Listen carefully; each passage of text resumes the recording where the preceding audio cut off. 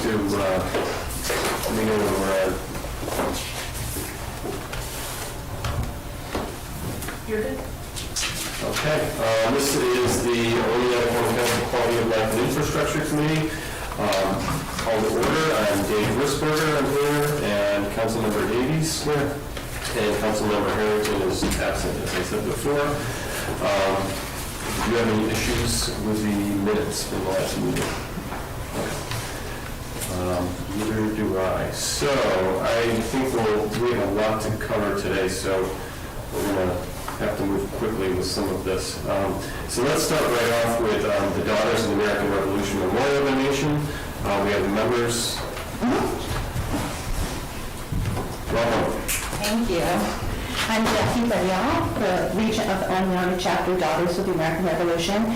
And last month, we presented a proposal to donate a marker on the Veterans Memorial Walkway to the Parks and Recreation Commission. And they all seemed to think it was a good idea and passed it forward. And I guess that's why I'm here now. I think you have a copy of the proposal. I can quickly walk you through it, or you don't think you need that? What would you like me to do? We have a copy. You have yours out. We have a copy. I've got my copy. Would you like me just to quickly go through that? Okay. Sure. The proposal is in honor of the upcoming 250th anniversary of the United States of America. The Oneonta Chapter DAR is seeking permission to install a Dollar America 250 Patriots marker in the Veterans Memorial Walkway at Newell Park. The cost, the marker will be of no expense to the city of Oneonta, as the plaque and installation would be gifted by the Oneonta Chapter DAR. The marker would read, and you can see the two types of marker, which I'll walk about in just a second, but it will read, Revolutionary War Patriots. This marker commemorates the men and women who achieved American independence. These patriots, believing in the noble cause of liberty, fought valiantly to found a new nation. 1775 to 1783, presented by the Oneonta Chapter, Daughters of the American Revolution in honor of the 250th anniversary of the United States. There are two different types. One that can be installed on a headstone. Down in the walkway, we have several memorials that are on headstones. And then there's also the marker type that's on a pole. When we spoke with the Parks and Recreation Commission, they thought that the plaque that would be installed on a headstone would be best because it would fit with the others that are currently down there instead of the pole.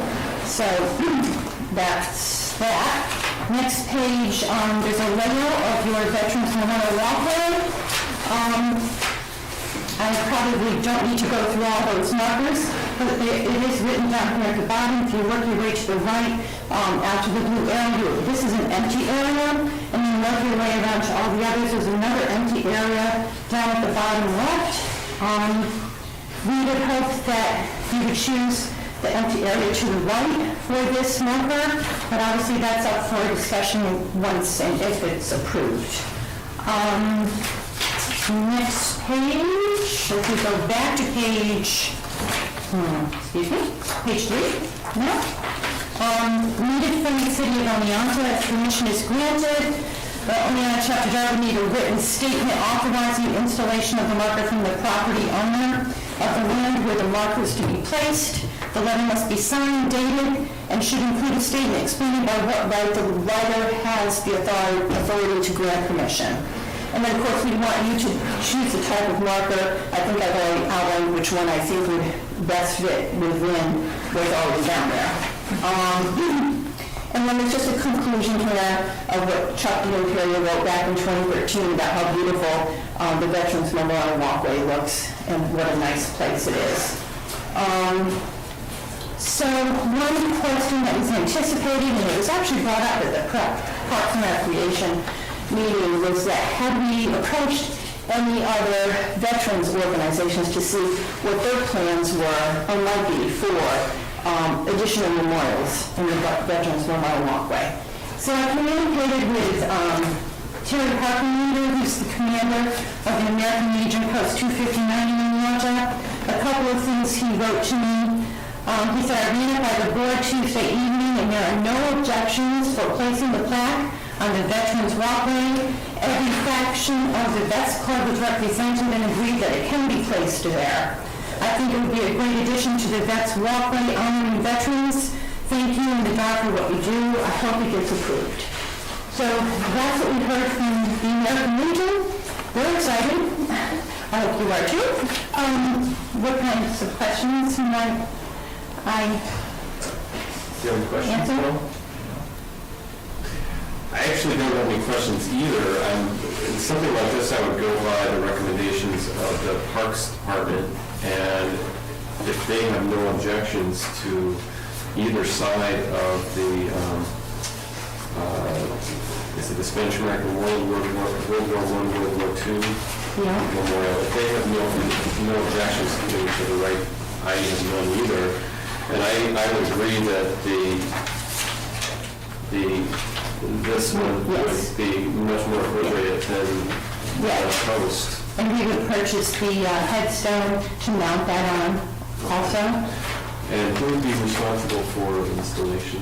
Would that be the city? What's the proposal for? Well, we would take care of all that, but we would need to work with someone, like, how big would you like this, and is it okay to place it there, and that kind of thing, but whatever you would recommend, we would basically do. But we would take care of ordering that headstone and getting that mount installed on that, and then hopefully, once that is all done, we could talk about a nice dedication ceremony. So I think it'd be kind of nice. And I'm thinking, timeframe-wise, might be a question, I think maybe the summer of 2023, if all goes well. Actually, if the city of Alianza approves it, our next step is to send all this stone to our national headquarters, excuse me, in Washington DC, the national organization there, because our historian general needs to approve it. She's not just going to say, sure, put it over there, type of thing. So I've got to send her a packet, which would include the letter that you get to me granting us permission to do that. And they'll show her the pictures and all that good stuff. So, and once that's all done, we would order the marker and then the headstone, get that all done, and working with you on that part. And then hopefully plan a dedication ceremony. We got this as a motion at the next council meeting. Yeah, it's basically accepting a gift. We've done that a number of times for different things. Okay, but we don't need to have the specific location on the veterans walkway. That can In the be motion, do we? generic. Yeah, it can be as specific as you want to.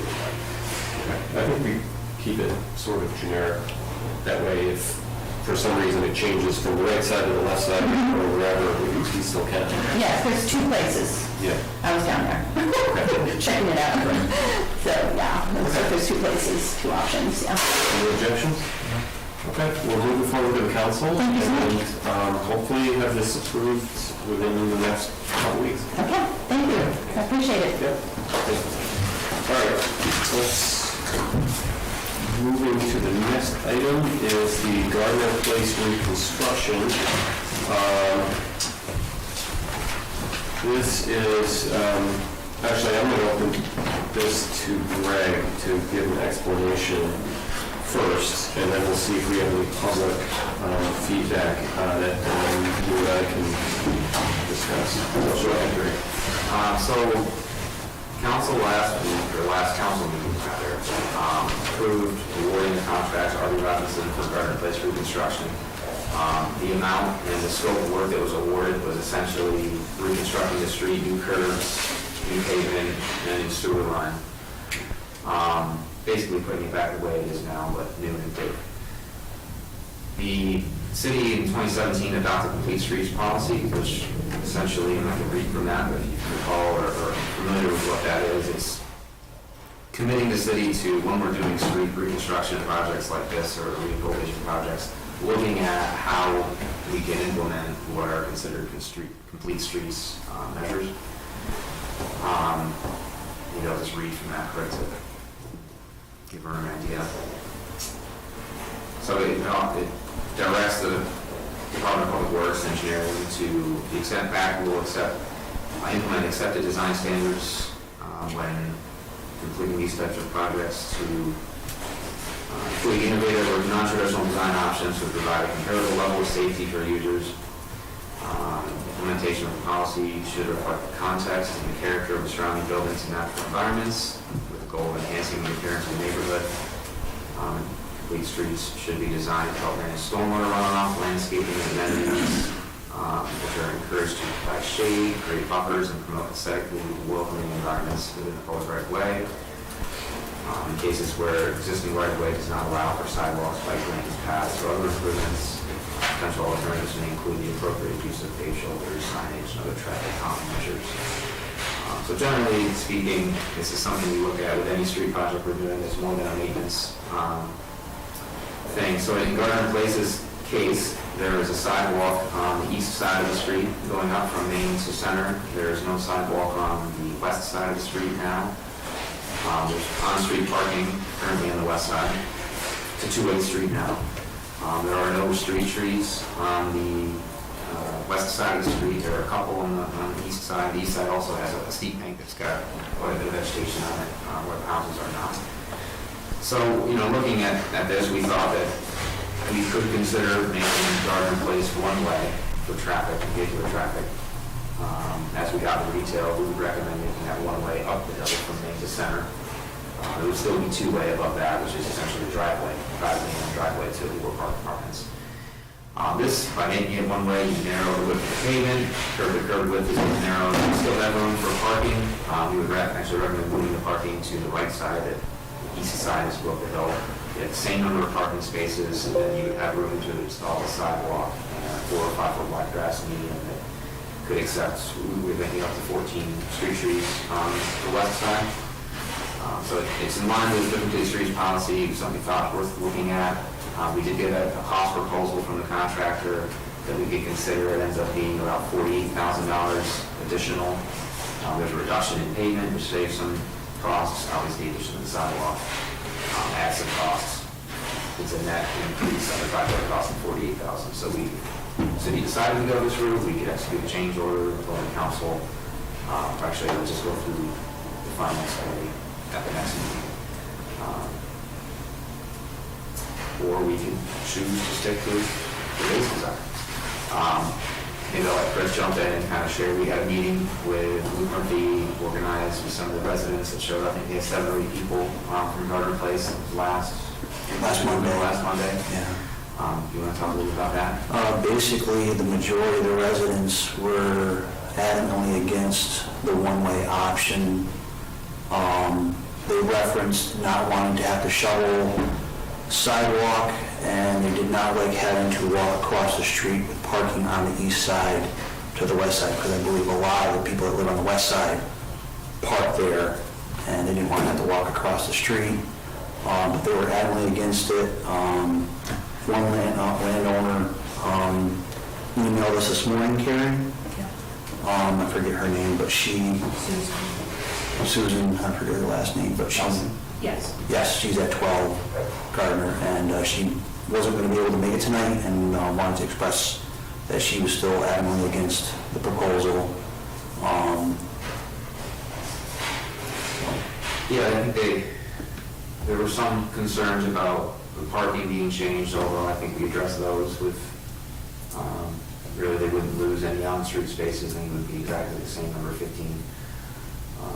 Is the parking currently on the west side? Yes, on the west side, so to park properly going down the hill. Now, we parking on, we would recommend the east side because there's fewer driveways.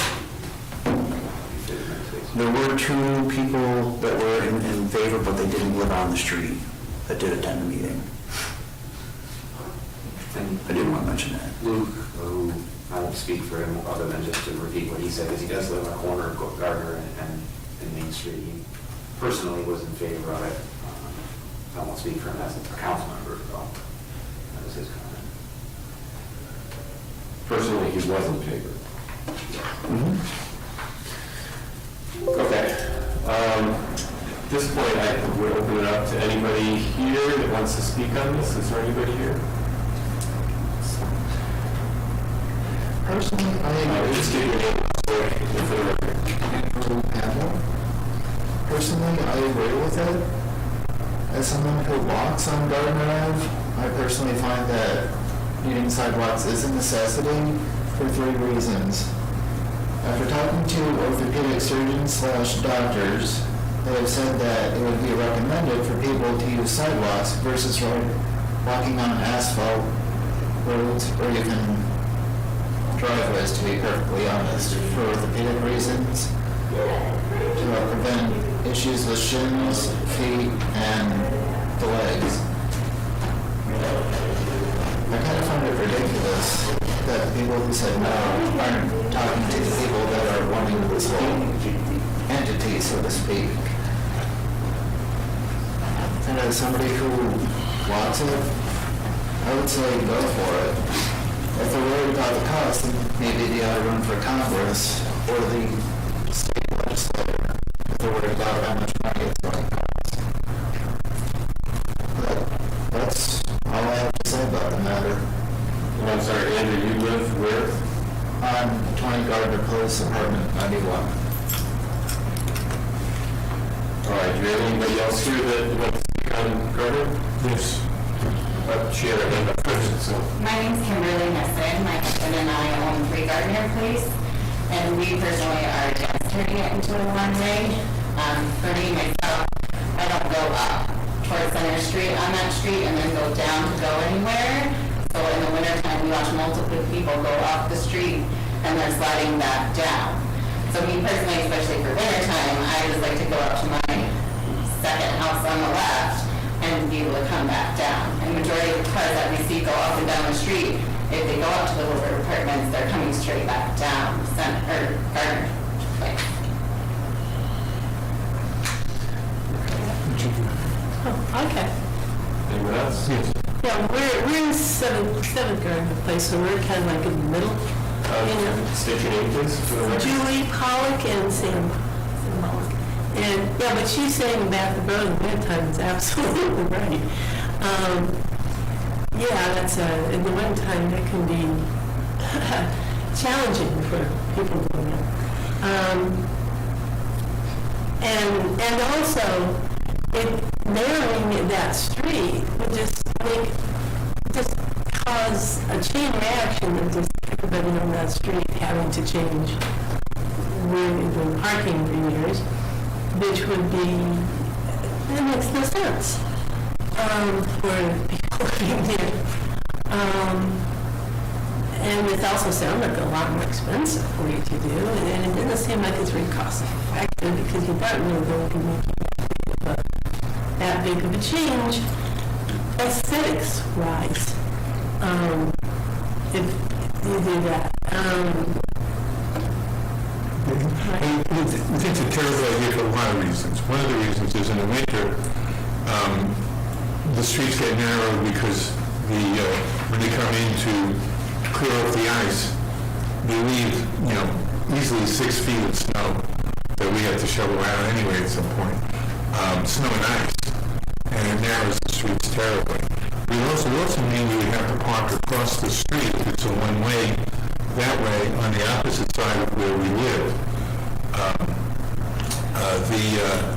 And there's trees over there that, who knows what would fall out of those trees onto the overhang that part of the street from our neighbors across the street. It'd just be terribly inconvenient for so many reasons. Liz is absolutely right about going up that street in the winter. But even with some of the idea of aesthetics, for aesthetics' sake, on a street that you have an auto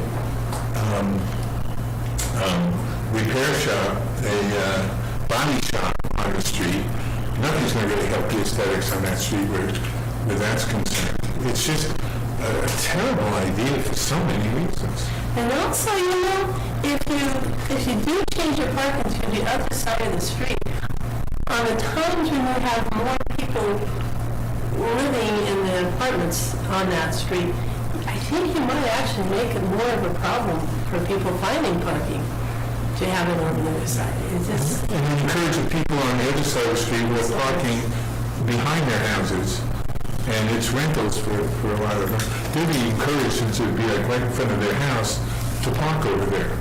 Which again, we have a very steep driveway that we cannot use in the winter for parking. It just create a lot of problems. Did you want to talk about Sue? No, I think she sent her thing to Kim. Yeah, we have a proxy from a neighbor, 12, Sue Nelson. Yeah, we received the letter, so. But it's just we understand, we appreciate the idea of beautifying the area, but it's just a terrible idea for so many reasons. Yeah, we're okay with the way things are. We don't really feel the need of a sidewalk on our side of the street. You only have like a few houses there. I mean, I don't see that it would make that big of a difference in the cities. Fix the road and the curbs, and you do that, and that in itself would, There's a pothole in the middle of the road as you go. He did a lot of sewers. I want to get off target. I did want to say one thing, because I If you're going to say something, I need you to give your name. Michael G. Miller, 12 Gardner, Stu Nelson, and I looked at the planes, I don't live in them, and she would kill me. I thought they were pretty close, except for the one-way thing, and that, to me, but you were talking, Greg, and it dawned on me after, they did that woman was here about the traffic on Summer Street. If you did a traffic, pedestrian controlled traffic count on Gardner, it'd be like the least used sidewalk, existing sidewalk. So you're going to put enough, because no one really, the bicycle guys don't even use it. It's a tough road to walk up, you know what I mean? So to really put in another sidewalk, even if it was no other problem, it was twice as wide, you're not going to utilize it for people walking. That was the only thing I thought of after that. Virtually no pedestrian traffic. Yeah, pretty much. I noticed an increase lately in pedestrians, but They don't need to not stop. that much of it. Okay, I'd like to open this up. Does anybody else have a comment about this matter? Just James Nissen for here. You guys said part of your consideration in going the one way was for the people that do have the driveways on that side. And as far as I was there living there for the last 6 years, I would almost rather come out and around them cars as opposed to being cranked up on my driveway trying to turn back in, with switching the sides. All right, I'm going to close down public conversation on this one, and regardless of what happens in this meeting tonight, the decision has to go to council anyway. So, do you have anything you want to? Yeah, I just want to understand the process. If that was to be brought to council, is there a public hearing, or how does that like the? No, I mean, this is really just a street design decision, obviously. We're proposing, an option that we pass it if it's there now, so if somebody felt that it was worth getting public input and having the council decide whether we want to go in a direction, but there's no public hearing required. I have a question. What happens now? There's no public comment. As one that was involved in the Complete Streets, I certainly support the Complete Streets, but I have to confess that when we kind of propose this Complete Streets, I think we were imagining this type of scenario where you have the community who were against the particular development. So when you have, I guess, 4 different households represented here, 5 with the email, and the 7 or 8 that we heard from the other meeting, it seems pretty compelling that folks don't want this. I guess I'm kind of conflicted by this from the standpoint of the folks on their street know their street best. And so perhaps that's the best way to begin to honor that and make the street as best as we can and move forward. But again, I don't think the Complete Streets, I never imagined that would be something that people would need to push back on. It would be something that would be for the benefit of pedestrians and cyclists, and whoever might be, and not to the drawback of citizens and homeowners. No, I think I agree with you with point. I think sometimes what we have to do is kind of filter out what is just, we don't want to change versus what is the right thing to do and what's safe. So I think out of everything I've heard so far, the piece that the concern I have isn't necessarily moving it from one side to the other, because I know it used to be two-way, two sides of the street parking that was changed years ago. It just wasn't safe. So the piece about walking across the street versus the same side of the street, that's not one that's going to swing me because somebody's got to walk across the street to get to their car, whether it's people on the east side or the west side. The part That's not true. Not true. the part that concerns me is the driving up in the wintertime. So my question for Greg is why was, when you were discussing one way, why was it one way going up versus one way going down? Because the hill on Center Street from Draper up to Gardner is steeper, shorter and steeper, and from anecdotal experience, maybe one of our staff members used to live up in Gardner. Local park apartments said that most people that live up there, maybe AJ could talk to it, tend to take Gardner because they can get more of a running start and make it all the way up the hill as opposed to Center Street turning off of Draper and going up. That's, I guess, tends to be where people get hung up more, so. I think either one is tough. I've done both of them in the wintertime. I mean, I used to send the indoor track team on Gardner just to physical workout.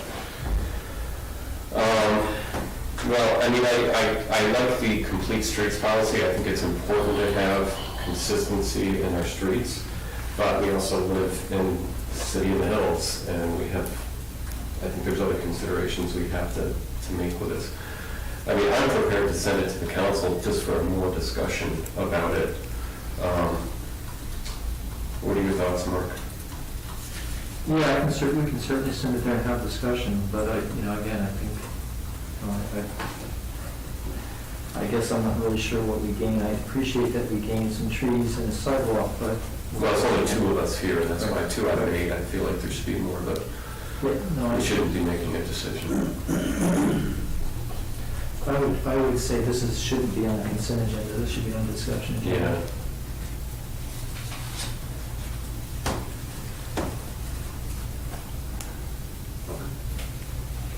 All right. So this means this is going to go to the council. Would it be the next council meeting? Yeah, might as well. Okay.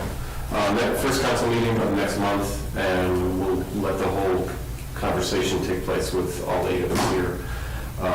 September 6th. I think you've, as I said in my opinion, I think the big thing is the safety of the hill going up in the wintertime.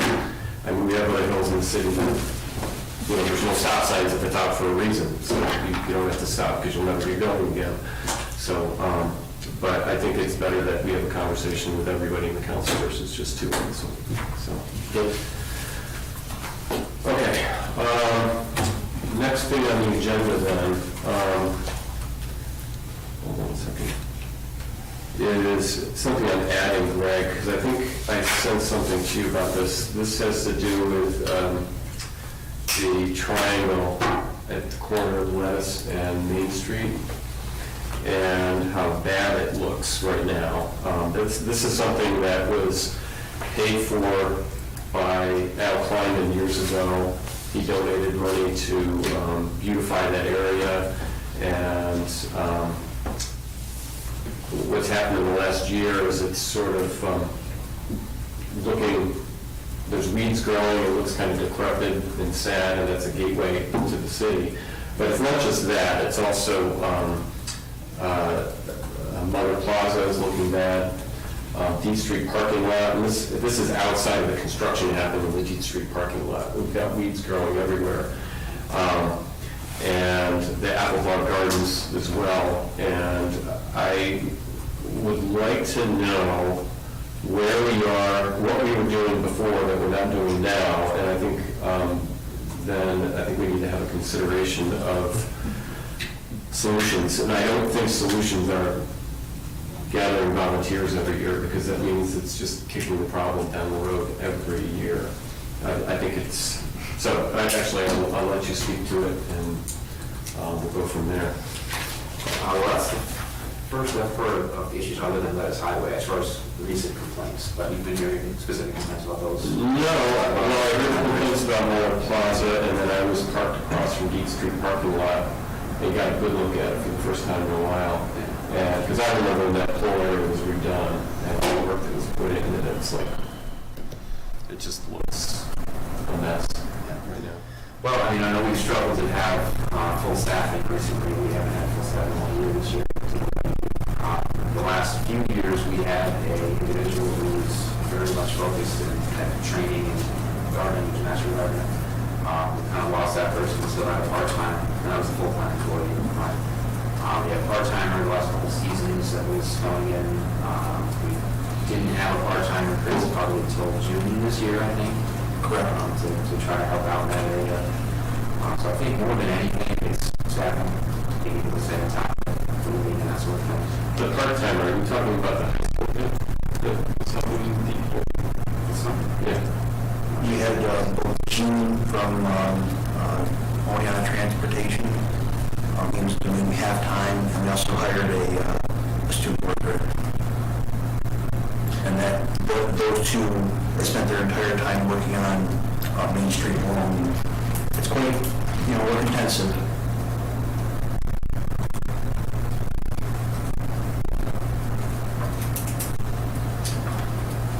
Okay, so that's where we are right now. So at this point, we don't have a regular full-time position. As we discussed in our recent level of service discussions, we used to have 7 or 8 people since the last 2 decades. This is one of the things that's probably finished, I think, is our ability to stay on top of the community. We've done a pretty good job overall. Recently, I think the downturn is supposed to be in this It boils down to level of service and prioritization. Do we want to fill potholes or no? It's very difficult with limited staff. Well, from what I remember, because we had this discussion years ago, even when Dick Miller was mayor, and I don't believe we had a master gardener up until recently. And you remember this. Yeah, the discussions just about Main Street alone. We relied on volunteers, but our gardening has expanded over the last 15 years. in addition to the last highway. Yeah. Appleball, we used to have a contractor for Appleball on the Greenway Trail outside of Lane, and we had numerous complaints about that. We ended up taking that over ourselves. It seemed to improve at that time. We got compliments, but I think it kind of goes ebbs and flows with our ability to focus on it. Do I have any more? Do you have I guess I was going to ask a question about Apple. Can that go forward to getting more part-time help during summertime, be able to address some of those? I mean, it's obviously centered on Golden Park, but that might be one way to allow other people to focus in other areas. Yeah, I mean, it's part of it is finding the people that are able to work. Definitely have to be able to find someone that has a passion for gardening, or some experience in that, and not just a random summer help person who might not have as much know-how or motivation. But as far as the apple, there's an endowment, but that we can only spend interest on that. It's not a huge amount. We don't really get much interest. I have to. So there's about $5,000 budget per year in that year. Yes, I think that's a little bit of the part-time staff, and it's kind of not the right people. Well, I think the mayor has come up with a short-term solution for the triangle, but that also isn't completely settled yet. It depends on whether he receives funding for it. But I think it's kicking the can down the road. It's not dealing with the other issues either. I think we should need to add in our budget to hire a master gardener part-time, maybe possibly somebody that works in DPW the rest of the year. But somebody that can dedicate their full-time position from, let's say, April, May through the end of September and October every year to deal with these multiple areas.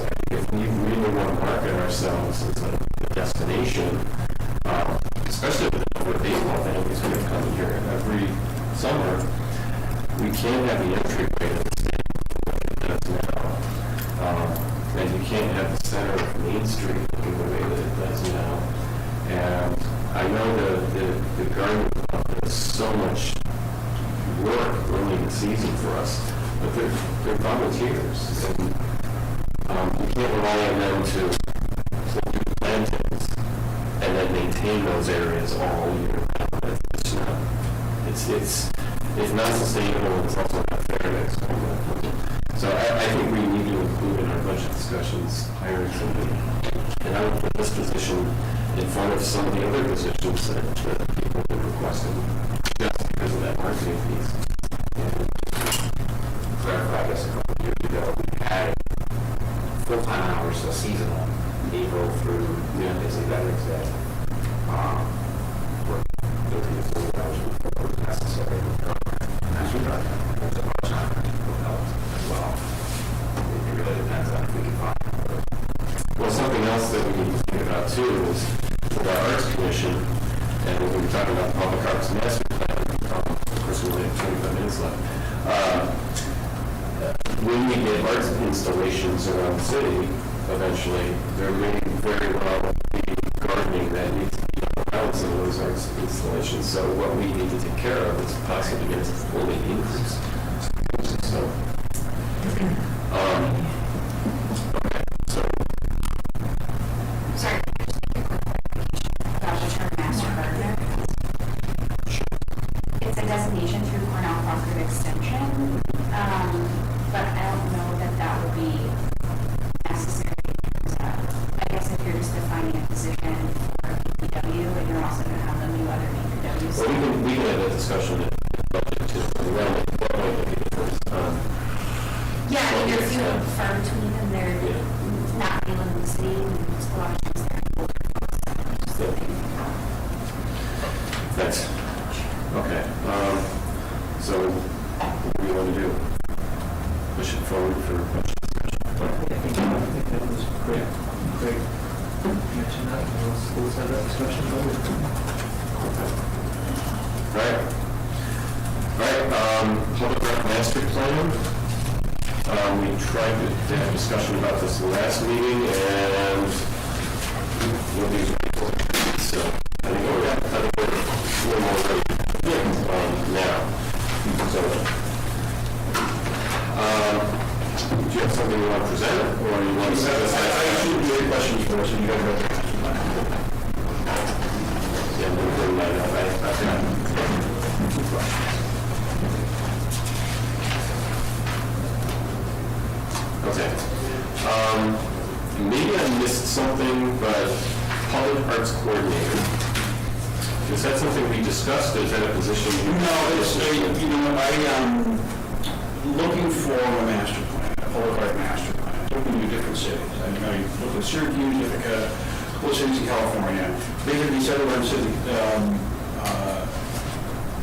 Syracuse's plan, and then the person who was the coordinator was nice enough to share their public art plan with us.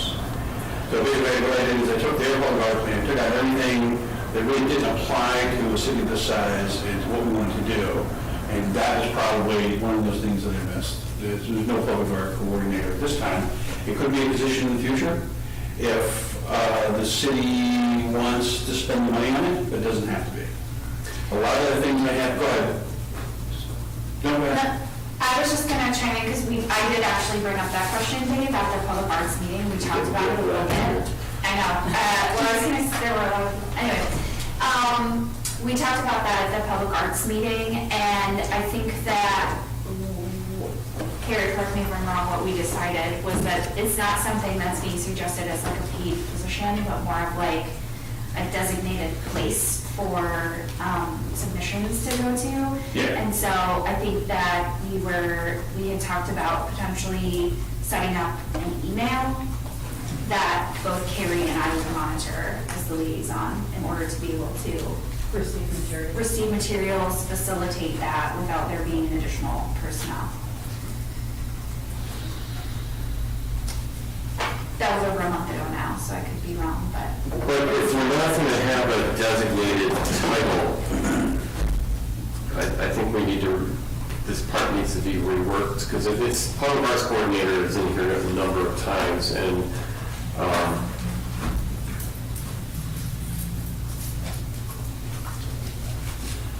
I mean, it's fine to have a designated person for it to go to. I mean, obviously, it's got to be somebody. But if we don't actually have a coordinator, I would say remove that title for now. It can always be added later on. But I would rework those paragraphs.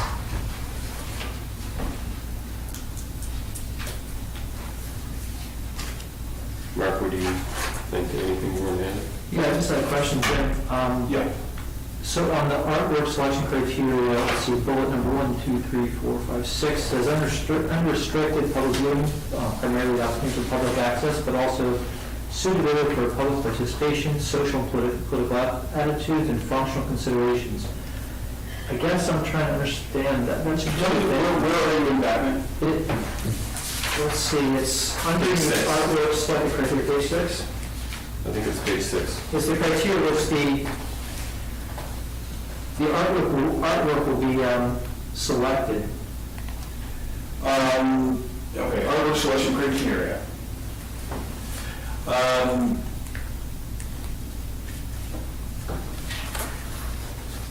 I guess I'm just stuck on the suitability for public participation, social and political attitudes. So this was included basically when we get submissions. These are criteria that we'll view and monitor to make sure that, we're putting something out there that's for the public as a whole, not just one targeted group of individuals. So, where it says, where are we? So, the restricted public viewing. So it's not designed for one political group or social group, and it's got to be suitable for, if there's any level of participation, it's suitable for the entire public. Yeah, because this is a community. So let's say, for example, I guess it would be, sorry if I'm putting words in your mouth, but if it's like a hands-on piece of art, let's say, it's got to be, anybody can participate. That's how I looked at it anyway. Yeah, it's a pretty good summation of it. Then I was stuck on social and political attitudes. So we don't want to throw out anything up in the city that it only speaks to one political group. We don't want to support one idea. This is public art. It's meant to be viewed by all and enjoyed by all. Right. And if we start supporting one way or the other, that just creates a whole issue within the community that we're, So is the purpose of this to avoid anything political? It's to monitor what we're receiving. It allows us to, we receive the submissions, going through the master plan, there's, depending on where we're looking to install the art, put out the calling, we see applications, and then review, using these criteria to make sure that it's acceptable for Oneonta. And then what represents social attitudes? I guess I'm confused what social attitudes are. It is. And I'm sorry, I'm not trying to beat this. This honestly really puzzling was just, it felt like a slippery slope and I wanted to Yeah, more. no, it is purposely vague to allow us to not pigeonhole ourselves into saying, if we just said we're absolutely no to this, then, and it's in the master plan, then going forward, we always have to say no. But that's kind of like a vague term where it's, this is kind of extreme, but anarchy. If someone comes and wants to install art that's very much pushing anarchy, anti-everything, we then have, that's a, whatever the wording is there, we can use that to say, through the master plan, we're going to say no to this because of this statement here. Does that make sense? It allows us to... What if you had a piece of art, and I'm saying this because I've seen this art, it happens to be over, I believe, in Europe, and it's art based on climate change. And so what you have are numerous statues of people, but you only see them from here up because they're executives and they're all underwater. Well, from here up they're not, but from here down they're all underwater. And the whole idea is talking about climate change. That's social, it's political. Is that something that would be approved? It would be evaluated. But this statement here gives us the ability to say no to it with the master plan. Because when we were creating this, our idea or our understanding of it was moving forward, this is going to be what we're working off of. And if we were very stringent and exact with it, we would be on one line and not be able to change anything in the future regarding that. And putting these purposely broad statements allows us some movement moving forward as, you know, it only on itself changes. So you see this as giving you the wiggle room to consider all pieces of art individually, Yeah. perhaps regardless of topic, but to consider each one. Each location is going to be a new piece of art with multiple submissions. And many of the times, we don't know what the submissions are until we receive them.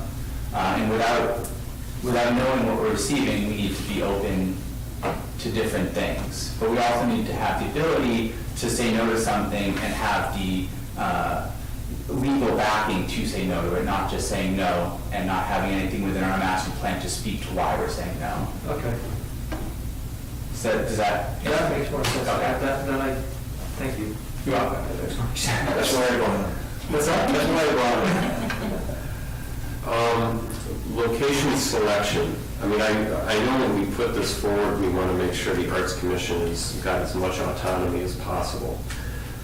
But then there also has to be a piece with the Common Council approving. So as of right now, the way this has worked, does the Common Council have authority over what sites are allowed to have art on it? Does the Common Council want authority to pick sites? Or would the Common Council like the Arts Commission to do it?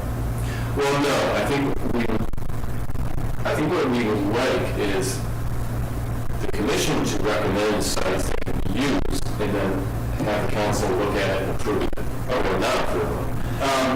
We don't want to have to do that. We're not going to work autonomously for everything we do.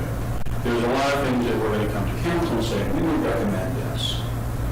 Well, there's the one thing about coming to the council, it's another that there's got to be Yeah, I mean, you got controls of it, right?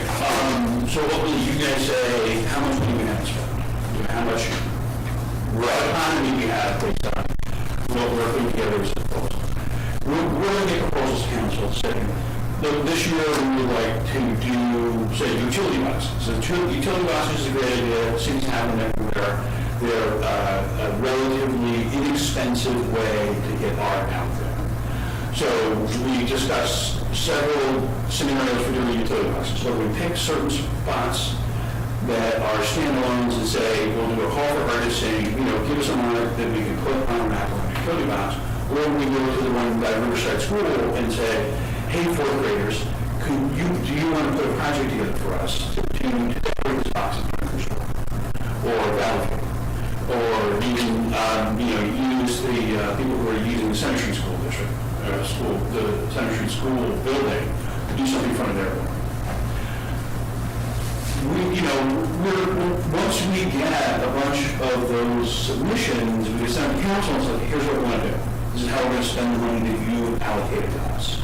We're not going to operate autonomously. We're not going to say, hey, we're going to just put this giant Jeff Koons sculpture in Eagle Park. We want to have, we talked about at the beginning of the document saying, we're looking at thematic approaches to creating public in Leon that will give people a wow factor when they walk around. Okay, so you're not identifying various sites through the city. We have some in there. And then common council get those approved, and then coming forward later with a possible project for one of those sites for us to approve. What we would do is we would do an RFP to artists to say, these are the sites we want to do. And then we want the council to say, this is how much we want to spend, this is what we're going to spend it on. I mean, if you want to do it the other way, I'm just wondering what would be, I wouldn't want the Arts Commission to have a project that they want to do in a specific location and then come to the council. Maybe it's not this council, maybe it's 20 years from now. Coming to the council and then saying, well, you're not going to put it there. No. And then you got to go back to the drawing board because maybe the other sites won't necessarily work for that project. right. So one of the reasons why we put some list of sites and projects in there is to give you an idea of what we're looking at. This is not a final document. This is a document. Well, that's why you're here. Right, exactly. Yeah. So as we get more ideas, whether it's Port Laureate or do murals on private buildings, you're doing music, murals on public buildings. Like those things will be added into the document, and every time we do substantial edits to the document or adding locations, we can send to the council, it's like, here's some more site-specific proposals that we're going to do. If council says, no, we don't want you to put a mural on the side of Gator Towers, then take it out. Or if the council thinks that, maybe not doing utility boxes is not the best idea, then, we'll either come here and argue for it and present, evidence, right, to try to convince you that it's a good idea. Or if we decide that, maybe the council's right and maybe this is a good way to spend money, we'll just drop it. I mean, ultimately, we've been operating sort of in a bubble for the past year, coming up with all these ideas about what to do. We've had a council representative with us helping us suss out these ideas, but... Well, I think having the master plan done first is... Yes. But the problem with the master plan is being a relevant document, so we're trying to get something out there that would say, here's our ideas, here it is like a checklist for approving art, here's a checklist for doing an RFP for art, we're going to add in, someone has suggested that the city will not have a portfolio, and we'll be adding in the documents, pertaining to that subject into the master plan too. But as we're not responsible for, and we're relying on outside entities for documents and for, help with documentation, we're sort of operating blind. Under installation, I was hoping you could clarify this. This is on, again, page 6. It says the artist will be responsible for installation with the appropriate city departments providing oversight. But then the next paragraph down, it says the city police, fire, and/or public works departments will address on a case-by-case basis and oversee, if not perform, installation. So the way I'm reading this, I feel like it's saying two different things. So for that, it's on a case-by-case basis what city entities are needed. So for example, location we talked about are the overpasses of 88. Now, if you have someone working on the side of West Highway, the city police or the town police, city police, might feel that they would want at least an officer there directing traffic if they are too close. So maybe what you want to put in here under the city, police, fire, public works, and this might seem nitpicky, but again, 20 years from now, people are going to go into this to see what can and can't be done. I would put in here that on a case-by-case basis, you may assist in installation rather than oversee, because the oversee is conflicting with what's on the first paragraph, saying that the artist is responsible. So oversee and may assist in the installation. I think he's saying just take it. Well, if it's oversee, then they're in charge of the installation, I would think. I think it sort of means like making sure that it's done safely. I mean, if we... Then I would say assist, or assist as needed. Okay.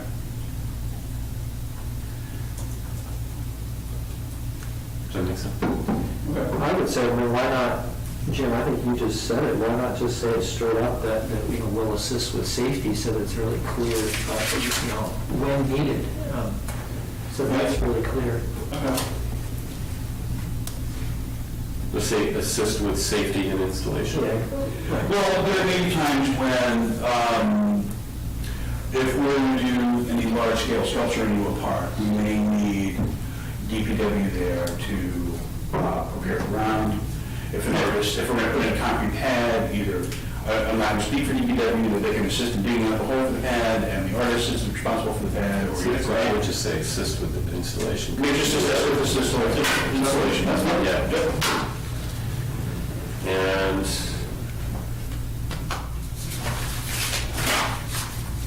that might be, I think that's all I had. I've got two more things. Go for it. Process-wise, Greg and Jim, and you too, how do we see this working moving forward? I mean, is this something where maybe you would give a, kind of a punch list of different ideas that will be taking place that next year? And that those would then, during budget time, kind of be examined and given a budget, so that way, maybe we could have we have been seeing a dime in our budget, or to talk with anyone really in a substantive way about our budget. There have been promises of certain amounts of money at certain times, and so I don't know if we're getting my goal. I mean, it seems to me that the projects you've got in mind and what, you can have an estimate for costs, and us during budget time, we can look at those and figure out the budget and, But that limits me to one time a year. I mean, I would have to find a whole year's worth of projects and then come to you with an idea of what those would cost, get it budgeted into next year's budget, and hopefully it pass. Yeah, that's true. I'm just trying to figure out how to make this easier for you all, and then how to be able to make sure there's dedicated money. 1% for art. That would be the easiest way. I'm looking for that, some cities do that, they do a 0.5% or 1%, any capital projects done in the city. The vendor who wins that project bid has to pay an additional 1% or a percentage over that would go to the Arts Commission to fund public art. Okay. And look at that, that could be hundreds of thousands of dollars some years, or nothing some years. But that would be a council decision to even say 0.5% or 1/4%. I think that's something that needs to be discussed at the legislative committee. Absolutely. And the other thing, I have to say to you all, I'm assuming that you both were involved in the creation of this document. I was really shocked that, I think we formed this public commission, I don't even know when, February, March, or something like that, when it all came together, and to have a document of, this extensive document right now with the master plan moving forward, so just kudos to the folks that have been working on this. It was really exciting to see. We have a couple members of the group, actually everybody really has been really helping out. And a couple members went out and drove around the city one night and identified places to say, we could do this here, we do this here. Contacted NYSEG, they're like, yep, we have a system for getting wraps on utility boxes and public spaces. This is something, I think in New York State, the arts bring in $13 billion in revenue. And this is a great time to do something like that, because ultimately we're running this place attractive for people to come visit and people to come live. Right. This fits in with the mayor's idea to get 1,000 new residents here. It's like, you travel, I just went to Philadelphia last month, and every time you turn the corner, there's another piece of public art. There's a mural on the wall, and you're like, wow, this is I don't mean to cut you off. Yeah, I know you gotta We're supposed to have a finance meeting in 2 minutes, but I only see one member here. So, what do you want? Should we pass? I think we should pass this. Can I, if we pass it to the next, can I please respectfully request that it is first on the agenda? Because this has been twice it's been passed. Well, do we need to pass this to our next meeting, or can we have a final document from you guys? Before the next council meeting? Before the next council Yes, I meeting. can make send here and send it to you. Okay. Send it to Greg. Send it to Greg, okay. Yeah. And my apologies. Okay, we do. Absolutely, that's great, thank you, and thanks for all the work. Do you want to jump forward? Do you want something this coming council meeting? If we get stuff in time, when do you need it in time? I think we might need a little more time I haven't received any feedback from departments. Okay, maybe the second Maybe council we meeting. could get some department head together and go through it together and make sure that any concerns are addressed. I don't know if there will be. Okay. But I'll get a few by the end of the week, and then just let me know what's happening. We also have the issue of a couple of members who had a 1-year directorship and need to be renewed. It's already been. Oh, did they? Oh, yeah. All right, perfect. All right. Mark, sorry, the Wilbur Gate, is that something that's got to be done now? I don't believe so. And we'll just part gospel. I can do it the one night, because there's more than 1 minute. But again, with the right respect to the request that we had this first and second on the agenda for our next meeting, so that we can address that. Yeah, we're going to, because that's been on there for Yeah, it's been too many shots. So it's really good, and I know that the residents there are very concerned about getting weekly. Yeah. In fact, I have some report out on this meeting to them as well. Actually, I want to talk to you about that in the hallway also. Okay. I have nothing else then, so I'd say this meeting is closed. And, but yeah, I was